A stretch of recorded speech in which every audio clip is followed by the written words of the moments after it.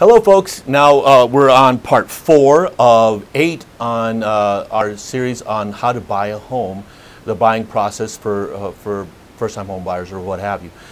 This is my favorite part. This is, we finally have looked. We've looked through all the areas we've narrowed down a neighborhood, we've narrowed down the area, and we finally found a house that's your home. Now we have to get that home for you. And this is making an offer. And there's an art to making an offer, because how we approach the offer can be a huge difference on how the outcome, whether we get the home. Certain markets, the people are doing multiple offers. In our current market, it's a multiple offer situation for some of the best homes.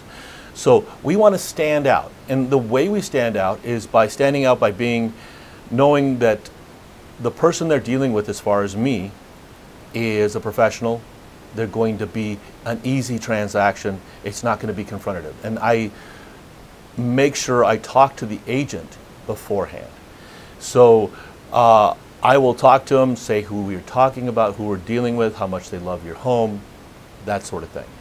So we make the offer, we make it complete. We fill in all the blanks, we fill in all the fields for the other agent. We make sure we look professional. We have all the documents included. We make sure that the loan status report, the pre-qualification is in there. Everything is there for them to make a decision on you and the offer we're sending them. Now, in order to make it so that they enlist in our cause, which is very important, we actually include a letter stating who you are and how much that home is going to mean to you in the future of your family. If you have little girls or little boys or children or what have you, we paint a picture of how they're going to play in the backyard, or how they envision Christmases around that fireplace, or that kitchen, that gourmet kitchen that did such a phenomenal job of decorating. We basically allow them to know that the house that they've loved so much is going to another good family that will love it equally.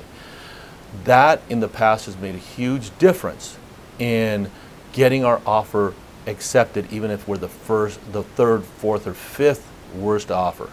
And thousands of dollars difference net to the seller. So that really does make a huge difference. In the market, realtors also get a reputation whether they're difficult or not. We've been in the business since 2000, so we've got a reputation for being not only not difficult, but easy to work with and thorough. So that's very important as well.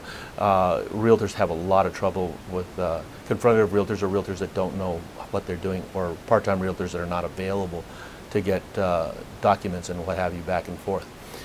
So it's important that we do things by enlisting the other agent and the seller into our cause. That's the key to getting our offers accepted, and it has been extremely a successful program for Adrienne and I over the last few years as the market has gotten more tight. Thank you very much. The next thing we're going to talk about is negotiation. That's really a very interesting subject that bears a lot of thought. Thank you very much. This is Leon from Phoenix Home Gurus. Make sure you like, share, subscribe if you're on YouTube. We'll be coming up with more on this series coming up next. Thank you very much.